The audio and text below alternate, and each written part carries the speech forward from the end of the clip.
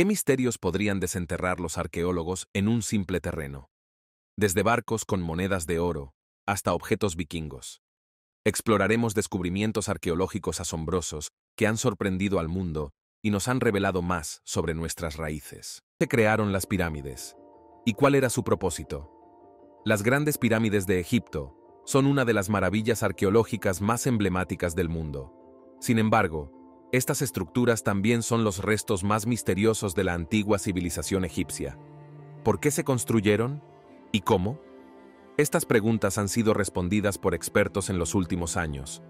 Estudios recientes sugieren que los antiguos egipcios podrían haber aprovechado el poder del Nilo para construir las pirámides. Hace mucho tiempo, los antiguos egipcios usaban una combinación de canales de agua y elevadores hidráulicos, simples pero ingeniosos para mover los colosales bloques de piedra a su lugar. Aún así, fue una tarea peligrosa, pero con la ayuda de entre 20.000 y 30.000 personas, se completaron las pirámides. Pero, ¿por qué hacer tanto esfuerzo? Verás, los antiguos egipcios eran profundamente espirituales y sus creencias sobre la vida después de la muerte en el cosmos estaban intrínsecamente vinculadas. Los eruditos creen que las pirámides estaban destinadas a ser escaleras para que los faraones alcanzaran los cielos y un monumento para albergar las tumbas de sus reyes. Sin embargo, incluso con este misterio resuelto, surgen más preguntas sobre esta gran civilización. El secreto detrás del mayor material de construcción antiguo. El Panteón de Roma es la cúpula de hormigón no reforzado más grande. Toda esta estructura se construyó sin la ayuda del acero. Sin embargo, hasta el día de hoy sigue siendo el secreto del hormigón romano, un material tan duradero que las estructuras construidas con este material duran milenios. El secreto del hormigón romano, un material que ha desconcertado a los científicos durante siglos, pero ahora finalmente se ha agrietado. Los investigadores han descubierto la antigua receta que permitió que las estructuras romanas resistieran la prueba del tiempo. A diferencia del hormigón moderno, que normalmente utiliza cal muerta, los romanos mezclaban su hormigón a altas temperaturas utilizando cal viva. Este método creaba diminutos clastos de cal, partículas pequeñas y frágiles dentro del hormigón. Inicialmente, se consideraban imperfecciones, pero resultó que en realidad son cruciales para la resistencia de los materiales. Cuando se formaban grietas en el hormigón romano, estas partículas de cal reaccionaban con el agua, se disolvían y recristalizaban como carbonato de calcio. Esto cura las grietas y evita un mayor deterioro de la estructura. No es de extrañar que muchas de las creaciones romanas sigan en pie hasta el día de hoy. ¿Cuál es el propósito de estos misteriosos agujeros en el suelo? Si observas la región de Nazca en Perú, es posible que notes agujeros en forma de espiral alineados en el suelo. Durante años, el propósito de estos agujeros fue un misterio. Es decir, hasta que los científicos finalmente descubrieron para qué sirven. ¿Estás listo? Resulta que estos agujeros eran parte de un sistema hidráulico increíblemente sofisticado, diseñado para llevar agua a uno de los lugares más secos de la Tierra. Se conocen como puquios y están diseñados estratégicamente para aprovechar los acuíferos subterráneos. La forma espiral de estas estructuras permitió al pueblo Nazca canalizar el viento hacia los túneles, creando una presión que ayudaría a sacar agua de las profundidades. Este ingenioso método les permitió acceder a una fuente de agua confiable en una región donde las precipitaciones son casi inexistentes. Los secretos de la momificación egipcia. Hay más de 70 millones de momias en Egipto, por lo que no es de extrañar que el antiguo Egipto y la momificación se mencionen a menudo juntos. Sin embargo, a pesar de las innumerables momias egipcias que hemos descubierto, el proceso por el que pasan estos restos para lograr una conservación increíble permaneció desconocido durante años. Una de las pistas que arroja luz sobre el misterio detrás de la momificación es una momia de 4.000 años de antigüedad descubierta en Saqqara, Egipto. Resultó que los antiguos egipcios utilizaban aceites y resinas, algunos de los cuales provenían de lugares tan lejanos como el sudeste asiático, para elaborar un brebaje con propiedades antibacterianas y antifúngicas. Esto garantizaba que las momias egipcias se conservaran durante milenios. ¿Dónde está el reino perdido? Desde el 26 de junio de 1483 hasta 1485, Ricardo III gobernó Inglaterra y supuestamente estuvo involucrado en la presunta muerte deliberada de sus sobrinos, los príncipes de la Torre, y en una desconfianza y rebelión generalizadas. Durante su época, fue visto como un mal monarca. Finalmente, se enfrentó a su muerte en la batalla de Bosworth, que puso fin a las guerras de las Rosas y a su derecho al trono. Durante años, nadie supo exactamente dónde estaba enterrado el cuerpo de Ricardo III, es decir, hasta uno de los mayores descubrimientos arqueológicos del siglo pasado. En 2012, después de más de 500 años, los restos de Ricardo III fueron descubiertos en el lugar más inesperado, debajo de un estacionamiento en Leicester, Inglaterra. Los expertos, basándose en registros históricos y tecnología moderna, descubrieron los restos del monarca debajo de un estacionamiento municipal. Encontraron un esqueleto con escoliosis severa, consistente con las descripciones históricas de la condición física de Ricardo y las heridas de batalla que coincidían con los brutales relatos de su muerte. El análisis de ADN, comparado con los descendientes vivos de la familia de Ricardo, confirmó la identidad de los restos con un grado abrumador de certeza. El origen de los etruscos. Los etruscos dominaron Italia hasta que cayó en manos del Imperio Romano a principios del siglo IV a.C. Sin embargo, durante mucho tiempo, el origen de este pueblo siguió siendo un completo misterio. Durante años, los académicos debatieron si los etruscos se originaron en Anatolia, como sugirió el antiguo historiador griego Heródoto, o si eran indígenas de Italia, como argumentaron otros. Este debate finalmente se resolvió con la ayuda del análisis de ADN moderno.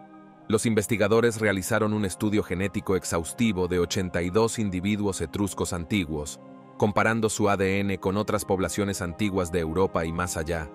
Resultó que estas personas compartían un perfil genético con los latinos, lo que significa que, de hecho, eran nativos de la península itálica, con sus antepasados migrando desde las estepas euroasiáticas a Italia durante la Edad del Bronce, hace unos 8000 años. Las piedras que navegan en el Valle de la Muerte. En el duro entorno del Valle de la Muerte hay piedras que parecen moverse solas.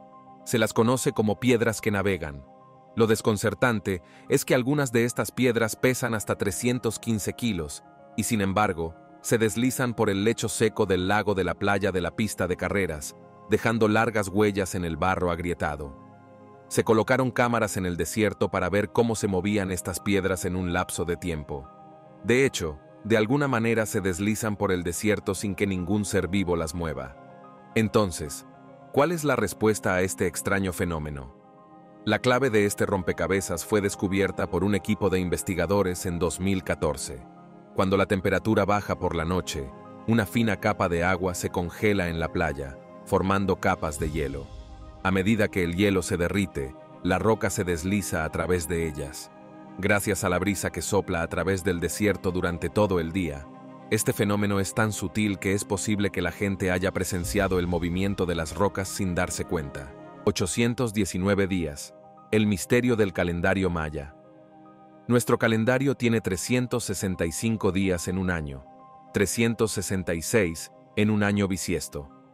La civilización maya, sin embargo, utilizó un calendario diferente, uno que tiene 819 días.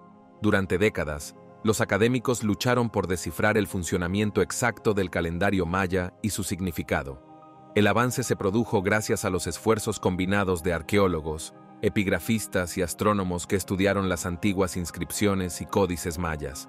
Resulta que los antiguos rastrearon el movimiento de los cuerpos celestes en 819 días durante 45 años.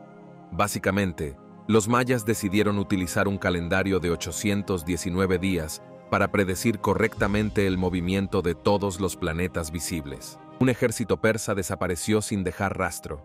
Cambises II fue el segundo rey de reyes del imperio aqueménida, conocido como el Gran Rey, rey de Persia, rey de países y otros grandes títulos. Su influencia fue inmensa. Así, en el año 525 a.C., Cambises II tuvo suficiente poder para enviar un ejército de 50.000 hombres al desierto egipcio. El rey persa quería destruir el oráculo de Amón en el oasis de Siwa. Y sin embargo, este formidable ejército desapareció sin dejar rastro, como si lo hubiera engullido la arena del desierto. Su destino permaneció desconocido hasta 2009, cuando un equipo de investigadores dirigido por los hermanos italianos Angelo y Alfredo Castiglione encontró restos del ejército perdido mientras exploraba cerca de Sigua. Resultó que, efectivamente, el desierto se tragó a los 50.000 hombres. Una tormenta de arena conocida como Kamsim sepultó a todo el ejército en cuestión de minutos, sin dejar supervivientes y cubriendo todas las pruebas con capas de arena. ¿Qué causó el evento de Tunguska? El 30 de junio de 1908, una explosión masiva de alguna manera aplastó más de 800 millas cuadradas de bosque en una parte remota de Siberia cerca del río Tunguska. La explosión fue tan poderosa que derribó a la gente a cientos de millas de distancia y produjo ondas de choque que rodearon la Tierra. Sin embargo, a pesar de la devastación, nunca se encontró ningún cráter de impacto. Es probable que un meteorito se estrellara y causara una explosión, pero de alguna manera no se encontró ni un solo rastro de él. Y así, durante años, el culpable de este accidente siguió siendo un misterio. La respuesta, sin embargo, resultó ser bastante simple. Según esta teoría, una roca espacial, probablemente un pequeño asteroide o un cometa de solo unos 320 pies de diámetro, entró en la atmósfera terrestre a gran velocidad. Mientras descendía, la intensa presión y el calor hicieron que el objeto explotara en el aire con una energía equivalente a entre 10 y 15 megatones de TNT. Eso es aproximadamente 1000 veces más potente que la bomba atómica de Hiroshima, y con esto, el objeto simplemente se desintegró en la atmósfera, sin dejarnos ni un solo rastro de lo que causó el evento de Tunguska. De esquís más antiguo. Esquiar implica deslizarse por colinas nevadas con palos largos que se sujetan a los pies. Se usan unas botas especiales que se ajustan a las fijaciones de esos palos. Y para girar, tienes que cambiar tu peso y usar los bordes de los esquís. Es como deslizarte sobre la nieve y sentir el aire fresco y fresco en la cara mientras avanzas. A veces te puedes caer, que suele ser la única forma de parar, pero te levantas y sigues adelante. Se supone que es divertido y es un gran deporte de invierno. Estás rodeado de montañas, árboles y otras personas que también se caen por todas partes. Y cuando terminas, te sientes cansado, pero estás feliz y puedes ir a calentarte y relajarte en el albergue. Hoy en día, los entusiastas del esquí se visten con todo tipo de ropa elegante y salen a las pistas para pasar un día de diversión. ¿Pero sabías que los vikingos también pueden haber disfrutado del esquí? En 2014, algunos arqueólogos encontraron un solo esquí de madera en la cima de una montaña, donde supuestamente había estado atrapado en el hielo durante unos 1300 años. El esquí estaba increíblemente bien conservado, incluso tenía una fijación real hecha de cuerda de abedul y correas de cuero todavía en el esquí. Ahora, los esquís tienden a venir en pares. Es la forma más fácil de bajar de la montaña. Los arqueólogos pensaron que debería haber otro, y esperaron unos 7 años a que se derritiera la nieve. Y entonces, apareció el segundo esquí. Quizá los vikingos tenían su propia versión de los Juegos Olímpicos de invierno en aquella época, o quizá simplemente disfrutaban chapoteando en la nieve. De cualquier manera, es un gran hallazgo histórico que muestra cómo se desplazaban las personas y posiblemente también se divertían en el proceso. Espadas en Irak. Las espadas tienen una larga y legendaria historia que se remonta a miles de años. En un principio, eran herramientas simples y afiladas para la caza y la protección, y luego evolucionaron hasta convertirse en armas de guerra en civilizaciones antiguas como Mesopotamia, Egipto y China. La Edad del Bronce realmente trajo consigo el refinamiento de las técnicas de fabricación de espadas y se convirtieron en símbolos tanto de estatus como de poder entre la élite. Luego llegó la Edad del Hierro y trajo consigo más avances, donde las espadas se generalizaron en culturas como la griega y la romana. La Europa medieval vio la proliferación de espadas de caballeros y Japón, por supuesto, desarrolló la icónica katana. Y aunque hoy en día puede que no se utilicen tanto en la guerra, son más símbolos de honor, artesanía y significado histórico. A lo largo de los siglos, se han encontrado espadas que han desconcertado a arqueólogos, científicos y nerds por igual. En el año 872 después de Cristo, hubo una batalla para unir a Noruega en un solo reino. Y por supuesto, los vikingos tienen una gran reputación de ir por todas partes y hacer prácticamente lo que quieren. Por lo tanto, es lógico que se hayan dejado algunas en diferentes lugares. Aquí tenemos un monumento a esas cosas. No se trata tanto de un descubrimiento arqueológico, como de un homenaje a la larga y legendaria historia de las espadas en Noruega y de la cultura vikinga en su conjunto. Estos monumentos son increíblemente altos y están bien elaborados y se encuentran en la costa, que como sabes, es el lugar al que muchos vikingos se embarcaban para realizar todos sus saqueos y demás. La Roca del Púlpito. Hay muchos lugares en el mundo donde puedes subir y pararte en puntos altos y contemplar el paisaje desde abajo, el hermoso cielo desde arriba y en general capturar la esencia de la naturaleza con tus fosas nasales, tus ojos, tus oídos y tus otros sentidos. Hay un lugar así en Noruega llamado Roca del Púlpito. Se ha convertido en una atracción turística y en realidad no es ningún tipo de descubrimiento arqueológico. Quiero decir, alguien tuvo que haberlo encontrado en algún momento haciendo senderismo allí. Pero lo más importante es que este lugar es un lugar al que la gente ha venido a disfrutar de las vistas y a empaparse de lo que la naturaleza tiene para ofrecer. Desde hace bastante tiempo, el turismo en la zona ha aumentado considerablemente a principios del siglo XXI, con entre 150 y 200.000 visitantes solo en 2012, lo que lo convirtió en una de las atracciones turísticas naturales más visitadas de Noruega ese año. Es tan alto y hermoso que a los saltadores base les encanta saltar desde allí, y debido a su popularidad, los sherpas nepaleses tuvieron que mejorar el camino hasta el sitio en 2013. Así que si alguna vez estás en Noruega, este puede ser un destino que no querrás perderte. Keurig-Bolt. Ahora bien, no hay duda de que el mundo es grande y maravilloso, y está lleno de todo tipo de maravillas naturales y hermosas. Desde el Gran Cañón hasta las montañas rocosas, pasando por los fiordos de Noruega y más allá. La gente encuentra las atracciones y los lugares más hermosos en todo el mundo, y les encanta ir a visitarlos. Noruega es una tierra de belleza sublime. Tiene montañas imponentes, fiordos majestuosos y aguas cristalinas junto con valles extensos. Y por supuesto, a menudo se pueden ver las auroras boreales en este lugar. Y uno de esos hermosos lugares que existen en Noruega es el Keurig-Bolt. Es una maravilla natural impresionante que se encuentra en la cima de una montaña escarpada en Noruega. Tiene una enorme roca encajada firmemente en una grieta que sobresale y es ideal para tomar fotografías para Instagram. En realidad, está tan bien ubicada que parece desafiar la gravedad. Se dice que esta zona, que se encuentra a unos 1000 metros por encima del fiordo, se formó durante la última edad de hielo y durante todo el año, los visitantes se atreven a realizar la desafiante caminata para llegar a la cima, recorriendo senderos empinados y acantilados muy grandes para llegar al impresionante mirador donde reposa la roca.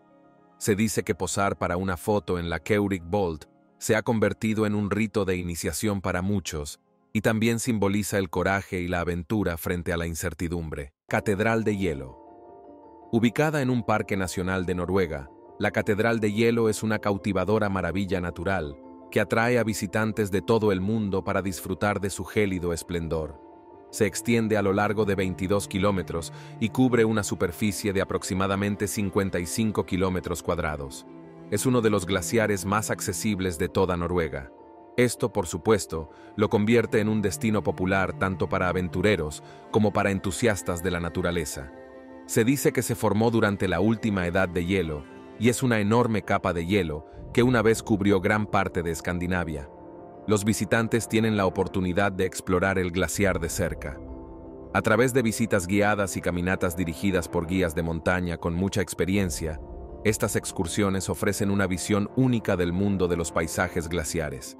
En estos recorridos, las personas pueden ver grandes grietas, pueden navegar por arroyos de agua de deshielo cristalina y, por supuesto, pueden admirar las imponentes paredes de hielo. Así que si es algo en lo que te gustaría participar, es mejor que vayas a verlo mientras puedas. Por supuesto, el cambio climático está afectando al hielo en todas estas áreas, y se dice que la Catedral de Hielo se está derritiendo lentamente, así que antes de emprender ese próximo viaje inútil a Branson, Missouri, para ver a Yakov Smirnov, considere ir a Noruega y disfrutar de la grandeza helada antes de que desaparezca por completo. Pieza de juego medieval. Las tuberías a menudo necesitan ser reparadas. En la antigüedad, se usaba mucho hierro en las tuberías y este tiende a oxidarse y corroerse y termina dejando un sótano inundado. El cobre es realmente el material preferido para los sistemas de tuberías actuales. Y por supuesto, en Noruega no es diferente. En algún lugar había una vieja tubería de alcantarillado que necesitaba reparación, y se realizó una excavación de último momento para salvar algunos posibles objetos arqueológicos, lo que luego arrojó un resultado sorprendente y raro. Encontraron una pieza de juego con inscripciones rúnicas. Los arqueólogos encontrarían corteza de abedul, que databa de alrededor de 1000 a 1150 después de Cristo. Y ligeramente por encima de eso, había una capa de carbón que databa de 1030 a 1180 después de Cristo. Pero el hallazgo del siglo para ellos fue una pieza de juego hecha de esteatita entre las dos capas. Dijeron que era un hallazgo maravilloso y raro, ya que solo se habían encontrado 2 objetos con inscripciones rúnicas en la zona antes. Gran agujero en una montaña. Ahora bien, no sé si lo sabéis, pero las montañas existen en todo el mundo. No son exactamente grandes hallazgos arqueológicos, ni cosas que solo aparecen en un lugar. Sin embargo, en Noruega hay una montaña de ese tipo que tiene un gran agujero que atraviesa el centro y ha vuelto loca a la gente. La montaña en particular de la que estoy hablando es en realidad una cúpula de granito que se encuentra en una isla y tiene un túnel natural que atraviesa su centro. A la gente le encanta aparcar en la parte inferior y caminar hasta allí, presumiblemente para atravesarlo y sentir que han logrado algo con su vida. He pasado por muchos túneles en mi vida y déjame decirte que la mayoría de ellos han sido muy decepcionantes. Sin embargo, si los agujeros grandes y meterse en ellos son lo tuyo, bueno, esta cúpula de granito puede ser el destino para ti. Una vez que estés allí, podrás deslizarte dentro de este agujero con gran facilidad porque es el más grande y está completamente abierto y listo para que entres. Se necesita un poco de esfuerzo para llegar al agujero, pero una vez que estés allí, deberías dejarte satisfecho. Tumbas vikingas. Los vikingos son, sin duda, una parte fundamental de la rica tradición e historia de Noruega. Su civilización floreció durante varios siglos, dejando una huella indeleble no solo en su tierra natal, sino también en numerosos territorios más allá de sus fronteras. Esta expansión geográfica y cultural explica la abundancia y diversidad de vestigios arqueológicos vikingos que se siguen descubriendo hasta el día de hoy, desde intrincados artefactos hasta impresionantes tumbas. Sin embargo, lo que seguramente no imaginas es tropezar con un hallazgo arqueológico de tal magnitud en medio de tus actividades cotidianas. Imagina estar podando el césped o renovando tu cocina, y de repente, topar con una auténtica tumba vikinga en tu propio jardín. Pues bien, esta situación aparentemente inverosímil se convirtió en realidad para un afortunado, o quizás sorprendido, ciudadano noruego mientras realizaba labores de jardinería. Este hallazgo casual desató una excavación arqueológica que superó las expectativas iniciales. Se recuperaron valiosos objetos vikingos, incluyendo una espada bien conservada, una lanza, joyas y cuentas decorativas. Aunque emocionantes, estos descubrimientos son extremadamente raros en entornos domésticos modernos. Es importante mantener las expectativas en perspectiva y recordar que la preservación del patrimonio arqueológico requiere la intervención de profesionales capacitados. ¿Cómo se construyó Stonehenge y por qué? Stonehenge, el monumento prehistórico en Inglaterra, ha sido durante mucho tiempo uno de los mayores misterios arqueológicos del mundo. Puede que parezcan nada más que piedras dispuestas una sobre otra, pero durante siglos, la gente ha especulado sobre su propósito y cómo las enormes piedras, algunas de las cuales pesan hasta 25 toneladas, fueron transportadas y dispuestas hace más de 4.500 años.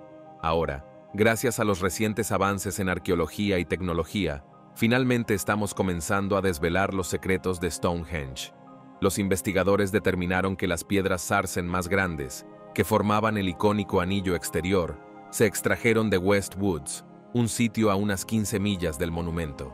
Pero quizás aún más fascinante es el descubrimiento de que las piedras azules más pequeñas, que están dispuestas en la herradura interior, fueron transportadas desde las colinas de Preseli en Gales, a casi 150 millas de distancia. Además, los arqueólogos descubrieron que Stonehenge se usaba para muchas cosas. Sirvió como lugar para rituales religiosos, reuniones sociales y observaciones astronómicas. La extraña daga del rey Tutankamón. La daga del rey Tutankamón ha intrigado a historiadores, arqueólogos y al público desde su descubrimiento en 1925 dentro de la tumba del joven faraón. A diferencia de otros artefactos, esta daga en particular se destacó por su extraordinaria artesanía y su composición inusual. La hoja hecha de hierro presentaba un misterio porque era anterior al uso generalizado del hierro durante varios siglos. ¿Cómo llegó este material avanzado a manos de un faraón egipcio que reinó hace más de 3.300 años? Durante décadas, los académicos se quedaron perplejos con la daga, en particular porque la fundición de hierro no fue común en Egipto hasta mucho después. El origen de la daga dio lugar a numerosas teorías, incluida la posibilidad de que el hierro fuera de origen extraterrestre. No fue hasta los recientes avances en la tecnología, en concreto el análisis de fluorescencia de rayos X, que se confirmó esta teoría. El análisis reveló que el hierro utilizado en la daga del rey Tutankamón contiene una alta concentración de níquel y cobalto, elementos que se encuentran normalmente en los meteoritos. Este descubrimiento revolucionario confirmó que la daga se fabricó a partir de ironización meteorítica, un material venerado por los antiguos egipcios, que consideraban a los meteoritos como regalos de los dioses. Esto también explica por qué la daga no muestra signos de óxido o descomposición. A diferencia de otros objetos de hierro de esa época, el hierro de los meteoritos es naturalmente resistente a la corrosión, lo que le da a la daga su conservación casi perfecta. El misterio detrás de la mano temblorosa de Worcester. En el siglo XIII, un escriba con una caligrafía increíblemente temblorosa escribió una serie de manuscritos. Hoy, su condición es uno de los mayores misterios de la historia. De hecho, ahora se le conoce como la mano temblorosa de Worcester. Pero, ¿quién era esta misteriosa figura? ¿Y qué lo motivó a dejar su marca en tantos textos? Durante años, la identidad de la mano temblorosa siguió siendo un misterio. Con poco más que su inusual caligrafía para ofrecer pistas, el escriba dejó atrás cientos de glosas, notas explicativas añadidas a los márgenes de los textos en una amplia variedad de manuscritos. Sus obras, albergadas en el priorato de la Catedral de Worcester, abarcaban textos tanto en inglés antiguo como en latín, que tradujo y anotó, lo que lo convirtió en uno de los primeros y más prolíficos eruditos en tender un puente sobre la brecha lingüística entre los períodos del inglés antiguo y el inglés medio. El avance en la comprensión de la mano temblorosa se produjo cuando se comprendió que su obra no era solo el producto de un escriba común, sino el de un erudito profundamente comprometido con la preservación y la recuperación de la literatura inglesa antigua. Sus observaciones tenían como objetivo hacer accesibles estos textos más antiguos a los lectores de su época, durante un período en el que la lengua había caído en desuso en gran medida. Esta fue una época de grandes cambios, ya que el francés normando ejercía una influencia significativa sobre el inglés, y muchos textos ingleses antiguos corrían el riesgo de perderse en la historia. Un análisis más detallado de su obra reveló que la mano temblorosa probablemente era un monje o clérigo asociado con la Catedral de Worcester, profundamente dedicado a su tarea, a pesar de lo que parecía haber sido una condición debilitante. Sus temblores, posiblemente causados por un trastorno neurológico como la enfermedad de Parkinson, no le impidieron realizar anotaciones meticulosas y extensas. Los jardines colgantes desaparecidos de Babilonia. Los jardines colgantes de Babilonia son una de las 7 maravillas del mundo antiguo. Sin embargo, su existencia ha desconcertado a historiadores y arqueólogos durante siglos. El jardín de Babilonia se describe como una maravilla de la ingeniería y la belleza. Era un oasis en terrazas lleno de plantas exóticas, construido en el corazón de la antigua Mesopotamia. Pero hay un gran problema. Nunca se ha encontrado evidencia arqueológica definitiva en Babilonia que confirme su existencia. Entonces, ¿dónde está este paraíso esquivo? ¿Existió siquiera en primer lugar? Justo cuando los eruditos estaban a punto de descartar la existencia de los jardines colgantes como un mito, los investigadores revelaron algo bastante sorprendente. Tal vez los jardines colgantes de Babilonia no se pudieron encontrar simplemente porque estábamos buscando en el lugar equivocado, en lugar de en Babilonia. Parecía que los jardines colgantes podrían no haber estado ubicados en Babilonia en absoluto, sino en la ciudad de Nínive, a unos 300 kilómetros al norte. Los investigadores sugieren que los jardines fueron construidos en realidad por el rey asirio Sennacherib, no por el rey babilónico Nabucodonosor II, a quien tradicionalmente se le atribuye su construcción. Según los expertos, el palacio de Sennacherib en Nínive contenía un intrincado sistema de acueductos y canales que podrían haber sostenido un jardín en terrazas. Las inscripciones encontradas en Nínive también hablan de un jardín que utilizaba ingeniería hidráulica avanzada para extraer agua del cercano río Tigris para regar una serie de terrazas. Esta descripción coincide estrechamente con los relatos de los jardines colgantes dados por los historiadores griegos antiguos, lo que los lleva a creer que los escritores posteriores pueden haber confundido Nínive con Babilonia, y por eso parece que la clave para encontrar los jardines perdidos de Babilonia es simplemente buscar en otra parte. Atlántida de las Arenas. El reino de Ubar, también conocido como la Atlántida de las Arenas, ha sido una de las leyendas más perdurables en la historia de la península arábiga. Durante cientos de años, muchos han estado tratando de encontrar este reino perdido que se decía que estaba enterrado bajo las arenas del vasto desierto de Rub al-Khali. Se creía que este reino era una nación próspera. Según la leyenda, Ubar era un próspero centro comercial que controlaba el lucrativo comercio del incienso, amasando una gran riqueza hasta que de repente y misteriosamente fue tragada por el desierto. Pero, ¿y si esta antigua ciudad no era solo un mito? Descubrimientos recientes muestran que este reino no es solo una mera ficción. A fines del siglo XX, un equipo dirigido por la exploradora británica Serena Fiennes y el arqueólogo Dr. Yuri Sarins utilizó imágenes satelitales de la NASA para buscar en el barrio vacío, el desierto de arena continuo más grande del mundo. Su búsqueda los llevó a un sitio en Omán conocido como Shisher, donde descubrieron las ruinas de lo que muchos creían que era la legendaria ciudad de Ubar. Lo que encontraron fueron rastros de una gran estructura similar a una fortaleza en un intrincado sistema de túneles de agua subterráneos. Todo lo descubierto en la fortaleza respaldó la idea de que alguna vez fue parte de una ruta comercial de incienso. Pero, ¿cómo desapareció este próspero reino tan completamente? Los estudios geológicos indican que Ubar puede haberse derrumbado debido al agotamiento de sus recursos hídricos. Al descender el nivel freático, las estructuras de apoyo de la ciudad podrían haberse derrumbado, provocando que la fortaleza cayera en un sumidero. Así, toda la fortaleza desapareció de la noche a la mañana. Con esto, el misterio detrás de la Atlántida de las Arenas llegó a su fin. La escritura maya. Durante siglos, se creyó que las densas selvas de América Central eran impenetrables, intocadas por la mano del hombre. Así que imagínese lo asombroso que fue cuando la gente descubrió las ruinas de una civilización en pleno corazón de la selva. Esta gran civilización no solo dejó tras de sí grandes pirámides, sino también escritura, una escritura sofisticada. Todo esto lo dejó la civilización maya, que floreció desde alrededor del año 2000 a.C. hasta el siglo XVI después de Cristo. El descubrimiento de la escritura maya fue revolucionario. Después de todo, ¿quién habría pensado que una civilización en medio de la jungla sería capaz de establecer estructuras tan majestuosas y mucho menos un sistema de escritura completo? De alguna manera, hace más de un milenio, los antiguos mayas desarrollaron un sistema de escritura tan complejo y sofisticado que desconcertó incluso a los más grandes eruditos. El desarrollo de la escritura maya, también conocida como glifos, comenzó ya en el año 300 a.C. y floreció durante el período clásico. Esta escritura era logosilábica, lo que significa que combinaba símbolos que representaban palabras junto con sílabas.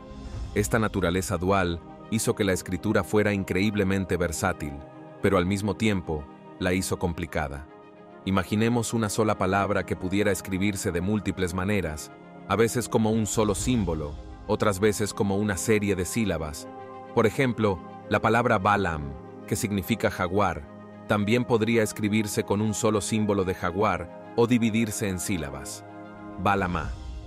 El caso es que descifrar la escritura podría suponer un gran avance en el conocimiento de esta gran civilización que se estableció en medio de la nada. Huelga decir que descifrar la escritura no fue una tarea fácil. Y no fue hasta mediados del siglo XX cuando alguien hizo un progreso significativo. Fue Yuri Narasov. Muchos lo calificaron de erudito inconformista. Hoy en día, el lingüista ruso nacido en Ucrania es considerado el hombre que descifró el código maya sin ayuda de nadie. Gracias a él, podemos leer alrededor del 80% de los glifos mayas con una precisión razonable, y la mayor parte de lo que sabemos sobre la civilización maya se debe a esto. Sin embargo, quedan algunos misterios, en particular en torno a la gramática y algunos de los glifos más oscuros. Pero en su mayor parte, el misterio de la escritura maya está resuelto en gran medida. La piedra Rosetta. En 1799, durante la campaña de Napoleón en Egipto, un grupo de soldados franceses descubrió una gran losa con unas inscripciones misteriosas. Casi se utilizó como material de construcción, y si así fuera, nuestro progreso en el desciframiento de los jeroglíficos egipcios podría ser rudimentario hasta el día de hoy. La piedra de Rosetta contenía un decreto con 3 jeroglíficos egipcios antiguos, escritura demótica y griego antiguo. La piedra data del año 196 a.C., durante el reinado del rey Ptolomeo V. Contiene un decreto que elogia los logros del rey, incluido su apoyo a los templos y sus exitosas campañas militares. En ese momento, no sabíamos nada sobre jeroglíficos, pero los eruditos ya podían leer griego antiguo. Gracias a esto, los eruditos lograron descifrar los jeroglíficos egipcios antiguos. Hoy, la piedra de Rosetta se encuentra en el Museo Británico, donde sigue siendo uno de los artefactos más visitados. Los primeros fósiles de dinosaurio. ¿Alguna vez te has preguntado qué pensaba la primera persona que descubrió un fósil de dinosaurio? Después de todo, no sabían que hace millones de años existían criaturas enormes. Así es como se desveló el misterio de los dinosaurios. Durante siglos, la gente ha ido descubriendo huesos enormes bajo tierra, y muchos de ellos están perplejos sobre lo que son. Después de todo, la gente de entonces no sabía que existían los dinosaurios. Muchos de ellos creían que habían descubierto los huesos de humanos gigantes o de criaturas monstruosas. Lo que hoy conocemos como fósiles se malinterpretó a menudo o se atribuyó a criaturas bíblicas o restos de seres míticos. En 1677, un naturalista británico llamado Robert Plot se topó con algo extraordinario, un gran fragmento de hueso fosilizado. Plot era el conservador del Museo Ashmolean de Oxford y estaba compilando una historia natural de Oxfordshire cuando descubrió este hueso enorme. El momento fue impecable, dada su profesión. Plot estudió el fósil y lo describió en su libro Historia Natural de Oxfordshire. En su libro, Plot teorizó que podría pertenecer a un humano gigante o posiblemente a un elefante traído a Gran Bretaña por los romanos. La idea de que pudiera ser el hueso de un reptil antiguo, y mucho menos de un dinosaurio, ni siquiera se le cruzó por la cabeza porque el concepto de dinosaurio simplemente no existía. Aún así, el descubrimiento de Plot sentó las bases de lo que eventualmente se convertiría en el campo de la paleontología. El fragmento de hueso que describió ahora se reconoce como el fémur de Megalosaurus, un dinosaurio terópodo que vivió hace unos 166 millones de años. Pero no fue hasta mucho después, en 1824, cuando William Buckland describió formalmente a Megalosaurus, basándose en evidencia fósil más completa, que la criatura fue identificada como un dinosaurio. Y así terminó el misterio detrás de los fósiles gigantes. Ahora, un dato curioso sobre William Buckland. Esta persona amaba tanto a los animales que quería comer todos los animales posibles, desde cocodrilos hasta erizos y marsopas. De hecho, incluso intentó probar el corazón momificado de 40 años que pertenecía al rey Luis XIV de Francia. Y algunos dicen que de hecho se comió una parte, si bien se necesitaron siglos y un geólogo increíblemente dedicado para que aprendiéramos completamente sobre los dinosaurios. La fuente del río Nilo. El gran río Nilo, el ancla de la civilización egipcia. Sus aguas proporcionaron tierra fértil para la agricultura y se convirtieron en una vía de transporte, lo que finalmente condujo a la fundación de la civilización egipcia. Durante siglos, el verdadero origen de este río estuvo envuelto en misterio. Su esquiva fuente, buscada por exploradores, gobernantes y eruditos desde la antigüedad hasta el siglo XIX. Los antiguos egipcios veneraban al Nilo como la savia de su civilización. Sin embargo, Ni siquiera ellos pudieron rastrearlo hasta sus inicios. El gran avance se produjo a mediados del siglo XIX, durante la era de intensa exploración europea en África. Bajo el patrocinio de la Royal Geographical Society, en la década de 1850, los exploradores Richard Francis Burton y John Henning Speke exploraron África. Desafortunadamente, su relación estuvo plagada de tensiones y después de una brutal expedición en la que ambos hombres se enfermaron gravemente, se separaron. Mientras Richard se detuvo, John siguió adelante y persistió en el viaje, y finalmente se convirtió en el primer europeo en llegar al lago Victoria en 1858. Esta era la fuente del Nilo Blanco. John adivinó correctamente, pero otros se negaron a creer que John tenía razón. Richard, viendo a John como su competidor, se negó a reconocer el lago Victoria como la fuente, argumentando en cambio que los verdaderos orígenes del Nilo se encontraban en otra parte. Esto llevó a una amarga disputa pública entre los dos hombres, y el debate sobre la fuente del Nilo se convirtió en un asunto de orgullo nacional y científico. La controversia persistió hasta la prematura muerte de John en 1864. A pesar de la controversia, las exploraciones y estudios posteriores, en particular los realizados por exploradores como Henry Morton Stanley en la década de 1870, Stanley trazó un mapa más detallado de la región, consolidando el estatus del lago Victoria como la fuente del Nilo Blanco. El dado de 20 caras. Imagínese que se remonta al antiguo Egipto. En algún momento entre el 304 y el 30 a.C., verá un artefacto de 20 caras que se parece inquietantemente a un dado de 20, como los que se ven en las mazmorras y los dragones. Este objeto se encontraba entre los muchos artefactos desconcertantes que surgieron de la antigua civilización egipcia. Durante mucho tiempo, el verdadero propósito de estos curiosos objetos estuvo envuelto en misterio, hasta que dejó de serlo. Los dados D20 más antiguos conocidos datan de hace más de 2000 años, del período grecorromano. Contienen diferentes símbolos, incluido el griego, lo que lleva a muchos a creer que estos dados no solo se usaban con fines recreativos, sino también educativos, tal vez como parte de una herramienta de enseñanza para la geometría o la astronomía. Pero bueno, quizás también se usó como dado para una versión mucho más antigua de Dungeons and Dragons. Si hay un misterio antiguo que te gustaría que se resolviera en tu vida, ¿cuál sería? Si me preguntas, es el misterio detrás de la enfermedad de Alzheimer. Iglesia de madera de Ernest. Esta es la iglesia de madera de Ernest, una iglesia de madera del siglo XII que se encuentra en el lado este de un fiordo, directamente frente al fiordo del pueblo de Solvern, a unos 5 kilómetros al este del pueblo de Hafslo. Se dice que esta iglesia es una de las iglesias de madera más antiguas de Noruega, con partes de su construcción que datan de la segunda mitad del siglo XI. La arquitectura de la iglesia está inspirada en las iglesias cristianas medievales, con columnas cilíndricas y arcos de medio punto en el interior. Y las decoraciones de los capiteles de estas columnas y del exterior de la iglesia dan testimonio de la transformación, asimilación y adopción del cristianismo por parte de la cultura vikinga en aquella época. Es cierto. Muchos vikingos adoptaron el cristianismo gracias al trabajo de los misioneros que se habían extendido por toda Europa. Se decía que los vikingos eran un pueblo tolerante, abierto a nuevas ideas y que no se limitaba a arrasar, saquear y quemar cosas por todas partes en un afán bélico. Pero además de la influencia cristiana en esta iglesia, también hay signos de la mitología noruega que datan del siglo XII.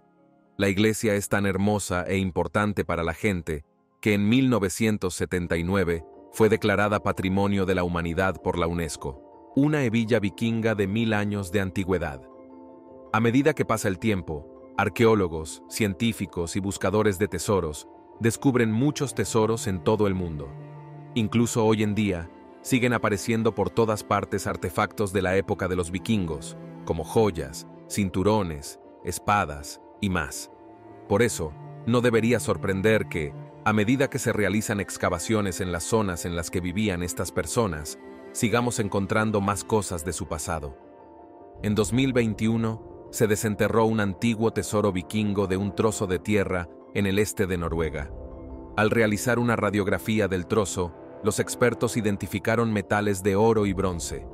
Luego hicieron su debida diligencia para limpiar la suciedad y la mugre y otros desechos. Y fue entonces cuando encontraron una intrincada pieza de joyería de metal que determinaron que alguna vez había sido una hebilla, o incluso posiblemente un broche. Los vikingos tenían que llevar mucho equipo consigo cuando desembarcaban.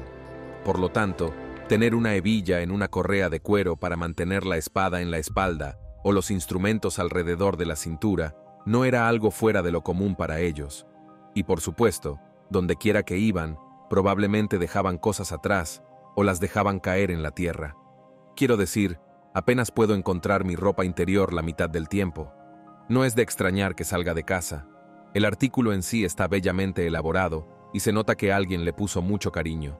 Tiene una serie de bucles interconectados que parecen representar algún tipo de animal, y algunos creen que incluso podría ser un león rodeado de serpientes, mientras que otros piensan que podría ser un caballo o un dragón. Barcos vikingos.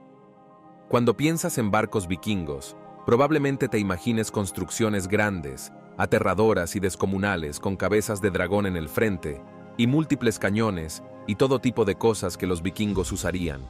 Ya sabes, algo así como dramatizar un barco pirata de la misma manera. Sin embargo, eso en la mayoría de los casos no era realmente lo que estaba sucediendo. La mayoría de los barcos vikingos eran bastante simples y hacían lo que tenían que hacer para llegar a donde necesitaban estar y llevar a cabo sus negocios. Hace mucho tiempo, un arqueólogo estaba excavando en busca de un lugar donde creía que había existido un barco vikingo, y después de excavar durante bastante tiempo, se sintió bastante decepcionado por no descubrir nada, pero resulta que simplemente no cavó lo suficientemente profundo. Otras personas volvieron y continuaron excavando, y fue entonces cuando encontraron un barco que podría haber sido del año 779. Utilizando señales de radar, descubrieron lo que parecía ser el contorno de un barco debajo de la tierra, y así siguieron cavando y cavando y cavando. El barco que encontraron tendría 22 metros de largo y un poco más de 5 metros de ancho. El lugar en el que descubrieron el barco en realidad presentaba 3 túmulos funerarios con otros 2 barcos que databan de la misma época. Se cree que el barco Storhog, encontrado dentro de esta colección, fue uno de los primeros barcos vikingos que realmente tenía una vela. Se encontró un anillo de oro dentro de los huesos. Los arqueólogos e investigadores creen que este anillo puede haber sido parte de un sistema de aparejo que realmente les ayudó a izar una vela y luego salir al mar abierto con facilidad. Se dice que la datación de los barcos encontrados fue a mediados de la era vikinga, y estos barcos son solo parte de una amplia colección que continúa creciendo a medida que los arqueólogos desentierran más y más de estos barcos todo el tiempo. El 9º hallazgo de oro del siglo, la detección de metales, es un pasatiempo que disfrutan los entusiastas de todo el mundo. De hecho, en las playas de todo Estados Unidos, a primera hora de la mañana, se puede encontrar a viejos mendena caminando con dificultad y barriendo la arena con sus detectores de metales, con la esperanza de encontrar un anillo de bodas perdido, tal vez algunas monedas o incluso un tesoro pirata. Una vez conseguí un detector de metales en la biblioteca local y busqué en mi patio trasero, donde encontré un estuche de maquillaje junto con algunos clavos oxidados y piezas de construcción de cuando se construyó la casa. Fue realmente emocionante. Ahora bien, no estoy diciendo que la detección de metales sea un pasatiempo infructuoso. Ha habido grandes hallazgos a lo largo de los años, desde que comenzó a fines del siglo XIX. Una mina abandonada en el archipiélago de Svalbard. Sobre el círculo polar ártico de Noruega, existe un puesto avanzado abandonado que no se parece a ningún otro en el planeta. A lo largo de los 1900, cientos de personas habían ido y venido de este lugar de una manera u otra, hasta que los suecos que encontraron el lugar lo vendieron a la Unión Soviética en 1927. Luego, durante los siguientes 70 años aproximadamente, terminaron extrayendo todos los depósitos de carbón del asentamiento remoto, hasta que se corrió la voz de que la operación se cerraría en 1998. El sitio fue abandonado por completo y sin contemplaciones. Hoy en día, puedes visitarlo y, si lo haces, te guiará un guía armado que, según se dice, no duda en disparar en caso de que haya un ataque de oso. ¡Qué divertido! La mayoría de las personas que visitan este lugar simplemente caminan por un par de horas, pero si eres del tipo aventurero, puedes pasar la noche en el cercano hotel y Museo Tulip, que está abierto durante los meses de verano, bosques tropicales. Ahora, algo que es realmente interesante, arqueológico, y fue descubierto en Noruega por personas que no sabían que existía allí antes. Aquí tenemos lo que se presume que son bosques tropicales que existieron en Noruega hace unos 380 millones de años. Se han encontrado fósiles de árboles tropicales en algunas rocas de Noruega, y es absolutamente asombroso. Los arqueólogos se han quedado boquiabiertos. Los investigadores han datado este bosque como uno de los más antiguos de la Tierra, pero también sugieren que puede haber contribuido a una caída drástica en los niveles de dióxido de carbono atmosférico que se remonta a esa época en el pasado distante del planeta. Esto sería durante el período devónico. Los primeros árboles grandes de la Tierra estaban saliendo de la Tierra en ese entonces, y el dióxido de carbono atmosférico había disminuido significativamente. Este antiguo bosque fue descubierto en la zona de Svalbard, un grupo de islas noruegas en el Océano Ártico. Y de hecho, todavía se pueden ver muchos de los tocones de los árboles que salen del suelo. Sin embargo, este no es el único bosque antiguo y preservado que todavía existe. Uno en Nueva York, entre todos los lugares, sería descubierto. Pero la composición de ese bosque era bastante diferente de los que se encontraron en Noruega. Árboles gigantes parecidos a palmeras y macizos formados por miles de raíces dominaban el paisaje y había muy poco de cualquier otra cosa. Las cosas que abundaban en el descubrimiento de Nueva York estaban ausentes en el bosque de Svalbard. Flechas de la Edad de Piedra. Es realmente sorprendente que aún se descubran flechas de la Edad de Piedra en las excavaciones arqueológicas actuales. Considerando el contexto histórico, es comprensible que las flechas fueran un componente esencial del armamento y las estrategias bélicas de la época. La prevalencia de estos artefactos en los hallazgos arqueológicos no debería ser motivo de asombro, sino más bien una confirmación de su importancia en las sociedades primitivas. No obstante, ciertos descubrimientos logran capturar nuestra atención de manera especial. Tal es el caso de una flecha de la Edad de Piedra encontrada a una altitud impresionante de 6.500 pies, en una montaña ubicada en el municipio de Long, Noruega. Este hallazgo particular sí resulta fascinante, no tanto por la naturaleza del objeto en sí, sino por su ubicación inusual y las preguntas que plantea sobre las actividades humanas en zonas de gran altitud durante la prehistoria. La presencia de esta flecha en un entorno tan elevado nos invita a reflexionar sobre diversos aspectos de la vida en la Edad de Piedra. ¿Qué llevó a nuestros antepasados a aventurarse en terrenos tan escarpados? ¿Se trataba de expediciones de caza, exploraciones territoriales, o quizás tenía algún significado ritual? Este tipo de descubrimientos, aunque aparentemente comunes, continúan enriqueciendo nuestra comprensión de las sociedades prehistóricas y sus interacciones con el entorno natural. Figuras de láminas de oro. Durante una excavación en un templo religioso pagano en Noruega, se realizó un descubrimiento extraordinario. Pequeños fragmentos de figuras de láminas de oro con detalles minuciosamente elaborados. Este hallazgo se considera excepcionalmente raro y significativo. En toda Escandinavia, se han desenterrado más de 3.000 láminas similares, lo que subraya la importancia cultural de estos artefactos. Los investigadores sostienen que estas figuras de láminas de oro tienen un valor especial para la región, ya que Escandinavia es el único lugar donde se han encontrado ejemplares de este tipo. Las dimensiones de estas figuras son verdaderamente sorprendentes. Cada una mide apenas 1 centímetro de alto y tiene aproximadamente el ancho de una uña humana. Estas proporciones diminutas plantean intrigantes preguntas sobre su propósito y significado. ¿Qué función cumplían estos delicados objetos en la sociedad de la época? ¿Eran símbolos religiosos, amuletos de protección o quizás indicadores de estatus social?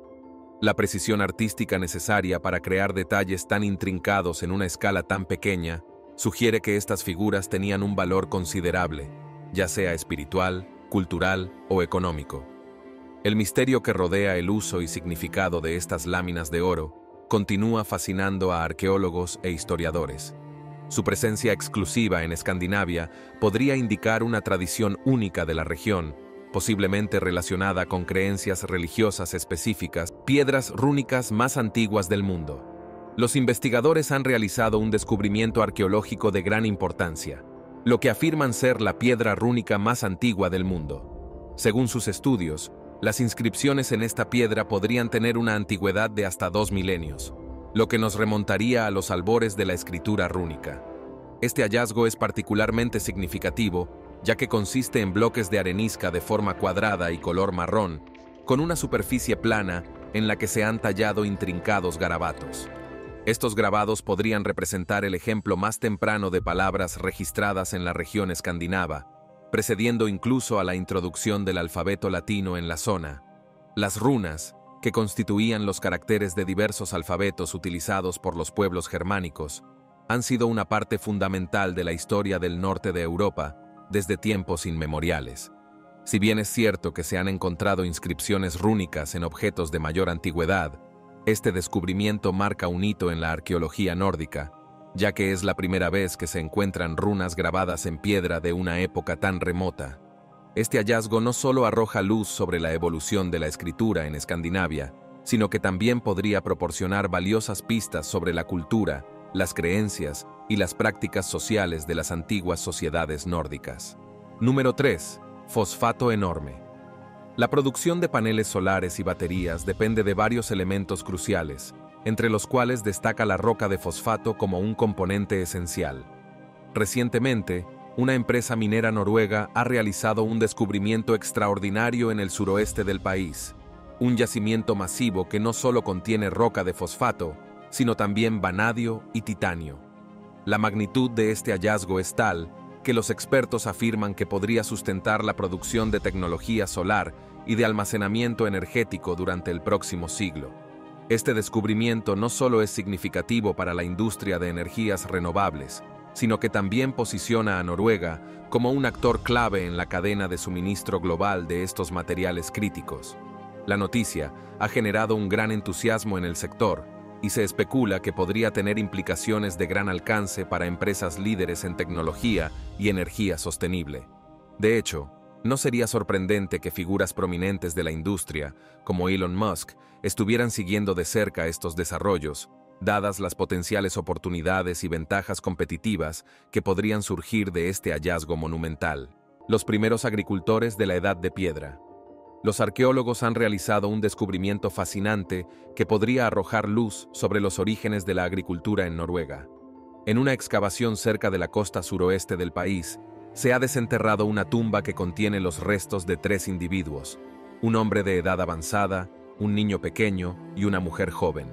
Este hallazgo es particularmente significativo debido a los diversos artefactos y elementos encontrados junto a los cuerpos, que sugieren fuertemente que estas personas podrían haber sido parte de los primeros grupos de agricultores en establecerse en la región.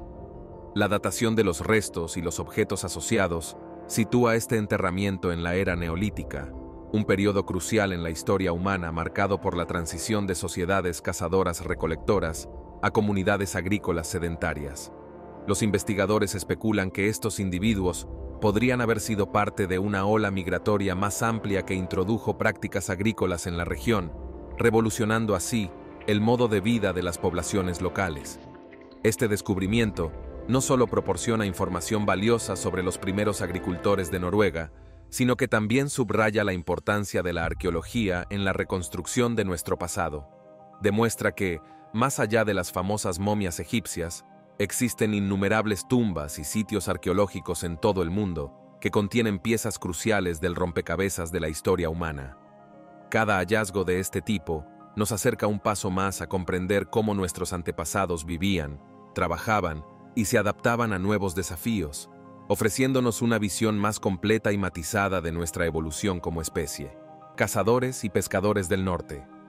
La costa oeste de Noruega alberga una notable concentración de sitios arqueológicos de la Edad de Piedra, ofreciendo un rico tapiz de historia prehistórica. Aunque el descubrimiento de estructuras habitacionales antiguas, herramientas y utensilios de la época pudiera parecer común en esta región, cada hallazgo contribuye significativamente a nuestra comprensión de la vida postglacial en el área. Estos yacimientos, estratégicamente ubicados cerca de arroyos y cuerpos de agua, nos brindan una ventana fascinante al pasado, revelando las estrategias de supervivencia y patrones de asentamiento de nuestros ancestros.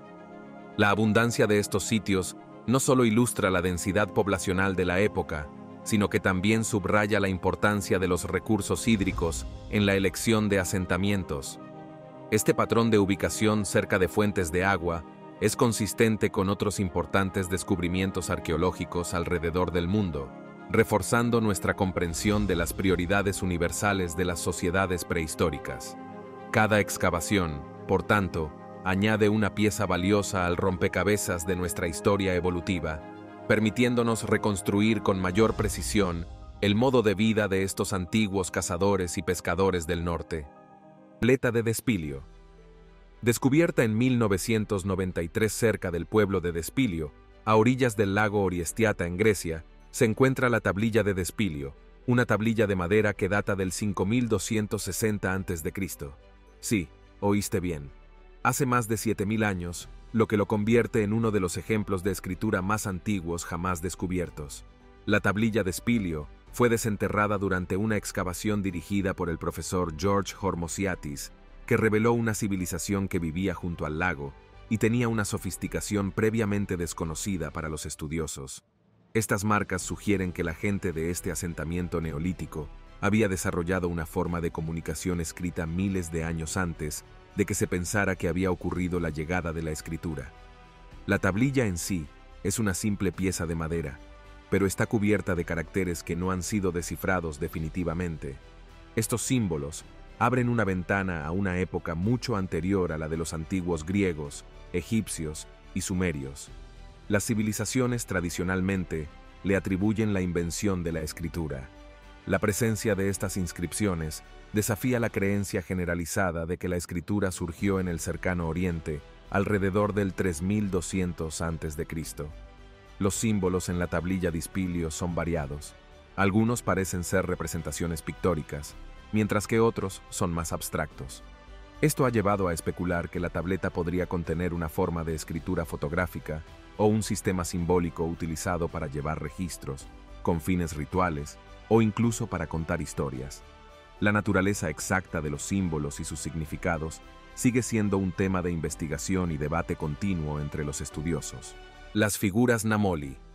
Las figuras de Namoli son esculturas de piedra descubiertas en África Occidental, particularmente en Sierra Leona.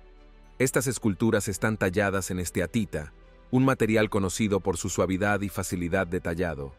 Estas estatuas varían en tamaño, desde unos pocos centímetros hasta un par de pies de altura, y representan figuras humanoides, a veces con rasgos exagerados, animales o seres míticos. Sus estilos y formas son diversos, lo que sugiere una variedad de influencias y períodos culturales, así como diferentes propósitos detrás de su creación. Ahora bien, ¿por qué son tan fascinantes las figuras de Namoli? Por un lado, sus orígenes están envueltos en un misterio. Se cree que datan de hace entre 2.500 y 17.000 años. Esta amplia gama indica la falta de métodos precisos de datación de los objetos de piedra y la erosión del suelo que a menudo los saca a la superficie. Para complicar los esfuerzos por determinar su edad exacta, el pueblo local Mende, entre otros, ha incorporado las figuras de Namoli a su cultura, usándolas en rituales agrícolas. Según algunas leyendas locales, las figuras representan dioses antiguos o antepasados que, cuando se creó el mundo, fueron enviados a la tierra para vivir como hombres. Con el tiempo, se convirtieron en piedras y fueron redescubiertas, teniendo un significado espiritual para quienes las encontraron. El hombre María. El hombre Marí se encuentra entre las mayores maravillas del sur de Australia. Este geoglifo se extiende a lo largo de 2 millas, lo que lo convierte en uno de los geoglifos más grandes del mundo. Sin embargo, por extraño que parezca, esta figura parecía haber aparecido de la noche a la mañana. De hecho, a pesar de haber sido visto allá por 1998, su origen sigue siendo desconocido a día de hoy. Algunos creen que el hombre Marí fue creado utilizando tecnología GPS debido a su precisión y escala, lo que sugeriría una fecha de creación en la era de la tecnología moderna y no en la antigüedad. Algunos creen que esta figura fue en realidad creación de un local. Sí, oíste bien. Los topógrafos que vieron al hombre de Marí especulan que la figura fue hecha por una excavadora. Si esto es cierto, se habrían necesitado semanas para completar el hombre Marí. Es más, su creación habría llamado la atención de al menos varios lugareños. Y sin embargo, Cuando la existencia del hombre marí se extendió por toda la zona, parecía que ningún lugareño tenía idea de ello.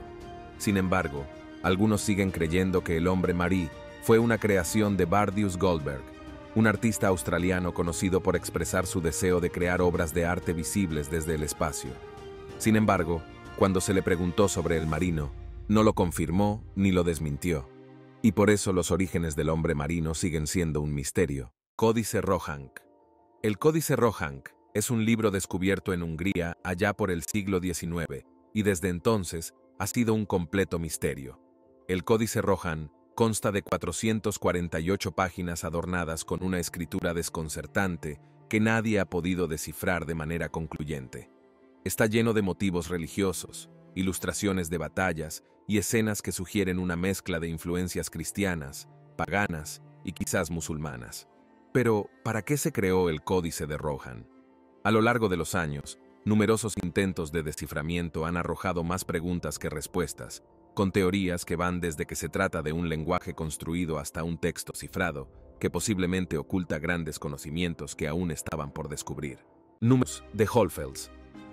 Hace unos 40.000 años, la gente de la cueva Hohlfels en el Jura de Suabia, en el suroeste de Alemania, talló esta misteriosa estatua en marfil de mamut.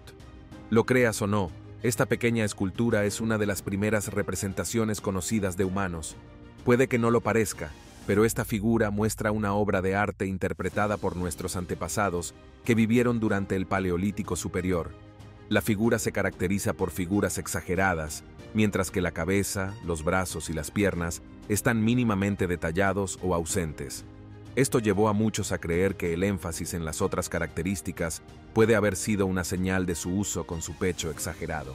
Los arqueólogos creen que se suponía que esta extraña estatua representaba la fertilidad o se usaba en rituales destinados a este propósito. Sin embargo, hasta el día de hoy, el propósito exacto y el simbolismo de la estatua de Venus siguen siendo objeto de debate.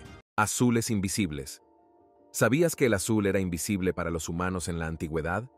Eso no quiere decir que el azul no existiera.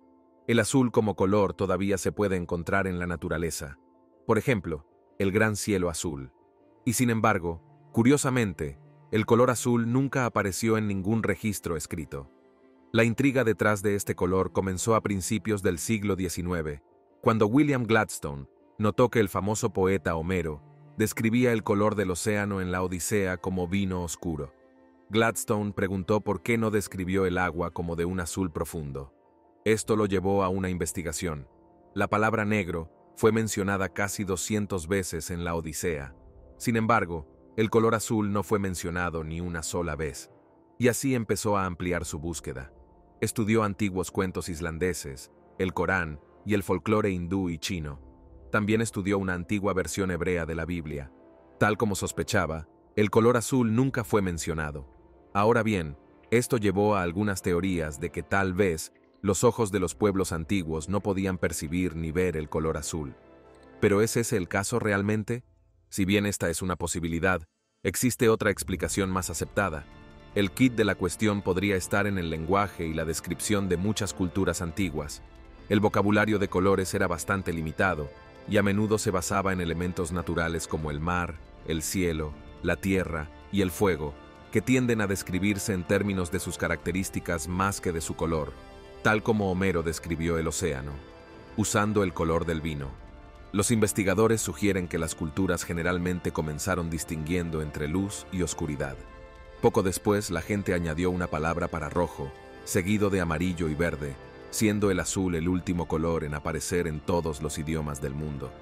Este patrón podría estar relacionado con la frecuencia con la que estos colores aparecen en el mundo natural y su importancia para la supervivencia. Por ejemplo, es importante el rojo, que podría denotar pulpa o fruta madura. Pero la escasez del color azul no acaba ahí. A medida que prosperó la antigua civilización egipcia, se introdujo el tinte azul. En el mundo antiguo, donde el tinte era raro, el pigmento simbolizaba riqueza y realeza. El famoso azul egipcio, uno de los primeros pigmentos sintéticos, se utilizó en arte y decoración, pero era complejo de producir. Ahora bien, quizás este uso poco frecuente podría explicar aún más la ausencia lingüística. Si algo no se encuentra comúnmente en una sociedad, Es posible que no exista una palabra específica para ello. Número 5. Meteorito Fukang. En el año 2000, se descubrió un meteorito palacita cerca de Fukang, una ciudad en Xinjiang, China. Pero, ¿qué es una palacita y por qué este meteorito en particular es tan especial? Aparte de su apariencia, los datos e información que contiene este meteorito son inmensos, sin mencionar que tiene un precio increíblemente elevado, de hasta la asombrosa cifra de $30,000, no por todo el meteorito, sino solo por una parte del trozo. Menos del 1% de los meteoritos son palacitas, lo que fácilmente llevó al meteorito Fukang a ser uno de los meteoritos más grandes jamás descubiertos. A pesar de nuestra fascinación por este meteorito, aún tenemos que descubrir de dónde vino. Los científicos especulan que se originaron en el límite de un asteroide derretido, pero conocer el lugar exacto de nacimiento de las rocas espaciales palacitas podría impulsar aún más nuestro conocimiento científico. Animación maya. ¿Sabías que los antiguos mayas conocían la animación? Pero probablemente no sea la misma animación en la que estás pensando. La civilización maya, conocida por sus avanzados conocimientos en escritura, astronomía y arte, prosperó en Mesoamérica durante miles de años. La animación era solo una de las muchas cosas en las que se especializaban. A diferencia de la animación que producimos hoy, los mayas usaban una serie de imágenes estáticas que, visto de forma secuencial, o mediante la interacción con luces y sombras, crearía la ilusión de movimiento. Un ejemplo notable de esto se encuentra en su cerámica. Los mayas crearon vasijas que presentaban una serie de imágenes alrededor de la circunferencia que representaban figuras en diferentes etapas de movimiento. Cuando se giraba o giraba la olla, estas figuras parecían moverse, simulando acción. Esta técnica es similar a un zoótropo, un dispositivo que produce la ilusión de movimiento mostrando una secuencia de dibujos o fotografías que muestran fases progresivas de ese movimiento. Otra forma en que los mayas incorporaron la animación a su cultura fue a través de sus diseños arquitectónicos. Ciertas estructuras fueron construidas para interactuar con la luz natural de maneras específicas. Por ejemplo, durante los equinoccios, el juego de luces y sombras en los escalones de la pirámide de Kukulcán en Chichén Itzá crea la ilusión de una serpiente deslizándose hacia abajo por la pirámide. Este efecto, conocido como descenso de Kukulcán, puede verse como una forma de animación ambiental, donde el movimiento se crea por la interacción entre la estructura y la posición del sol. Esto demuestra que los mayas fueron verdaderamente una civilización magnífica. Casco con cuernos, de Enrique VIII. La mayoría de la gente ya ha oído hablar de Enrique VIII, una figura popular de la historia. Cada vez que se menciona su nombre, la mayoría de la gente piensa automáticamente en sus 6 esposas y en el impacto histórico de sus decisiones en estos matrimonios, una de las cuales fue la separación de la Iglesia de Inglaterra de la Iglesia Católica Romana. Sin embargo, Enrique VIII también era conocido por su sentido de la moda bastante serio y su gusto particular por las armaduras. Ahora bien, este casco de cuerno de aspecto extraño y espeluznante supuestamente pertenecía a la colección de Enrique VIII. Se dice que fue entregada al monarca por el emperador Maximiliano I en 1514, y es una de las piezas de armadura más peculiares asociadas con el rey. Este casco no se parece a nada que esperarías de una armadura típica. Está diseñado para que el usuario parezca tener una cara enmarcada por grandes cuernos retorcidos, creando una apariencia espeluznante pero cómica. A pesar de la presencia de los cuernos en el casco, parecía que pretendía retratar al usuario como un bufón o un tonto. ¿Por qué un rey, especialmente uno tan consciente de su imagen como Enrique VIII, excepto y posiblemente usaría un casco que lo representaba como un tonto? Esto llevó a diferentes teorías, incluida una que afirmaba que Enrique VIII no era el propietario real de este casco, sino otra persona. De hecho, hasta el día de hoy, el verdadero propietario y el propósito de este casco siguen siendo objeto de debate. Nombre de Cloney Cavan. En 2003, trabajadores de Cloney, Cavan, condado de Meath, Irlanda, hicieron un descubrimiento sorprendente. Los restos de un hombre que vivió entre el 392 a.C. y el 201 a.C. Sus restos estaban tan bien conservados por el ambiente frío, ácido y libre de oxígeno de las turberas, que la gente asumió que había fallecido recientemente. Sin embargo, cuando se estudiaron los restos del hombre, los arqueólogos comenzaron a plantear preguntas. La investigación de los restos reveló que el hombre tuvo un final bastante brutal, y muy probablemente fue una ofrenda para un sacrificio ritual. Esta práctica no era exactamente infrecuente en la Europa de la Edad del Hierro. Con un traumatismo contundente en la cabeza y la nariz destrozada, solo podemos suponer que el hombre de Clonighaven no vivió una vida fácil. Lo extraño, sin embargo, es que estaba inusualmente bien cuidado. El hombre clon de Cavan se destaca por su peinado distintivo. Los análisis revelaron que su cabello estaba peinado con un gel elaborado con aceite vegetal y resina de pino, una sustancia que probablemente provenía del suroeste de Francia o España. Desafortunadamente, solo pudimos estudiar lo que quedó del hombre clónico de Cavan. Solo podíamos especular sobre el significado de su cabello increíblemente bien cuidado y por qué fue elegido como sacrificio humano. Los amantes de Hassanlu. En 1972, los arqueólogos del sitio de Tepe Hassanlu en Irán descubrieron algo que tocó los corazones de muchos dos esqueletos enterrados juntos en un abrazo amoroso. Desde entonces, estos esqueletos han sido llamados los amantes de Hassanlu. Los arqueólogos creen que estos amantes vivieron alrededor del año 800 a.C., durante la Edad del Hierro.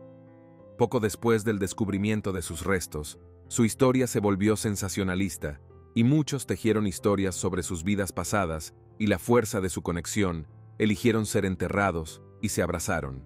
Y sin embargo, recientemente, una pregunta planteó este descubrimiento. ¿Los arqueólogos confundieron el género de estos esqueletos? Para muchos, estos esqueletos, abrazados e incluso como si estuvieran a punto de besarse, pertenecían a un hombre y una mujer. Sin embargo, otros afirmaron que ambos esqueletos pertenecen a hombres. Ahora bien, ¿cómo podría esto siquiera ser un debate? ¿No tienen los arqueólogos una manera de determinar el género de los esqueletos? Bueno, normalmente los científicos pueden decir fácilmente si un esqueleto es biológicamente masculino o femenino. Desafortunadamente, lo que quedó de los amantes de Hassanlu hizo difícil que los científicos llegaran a una conclusión. Si bien su género sigue siendo discutible, los científicos coinciden en que el individuo de la izquierda tenía entre 30 y 35 años en el momento de su muerte, mientras que el individuo de la derecha, que se cree que era un varón joven, tenía solo entre 20 y 22 años cuando murió. ¿Qué opinas de estos antiguos descubrimientos y cuál te intrigó más?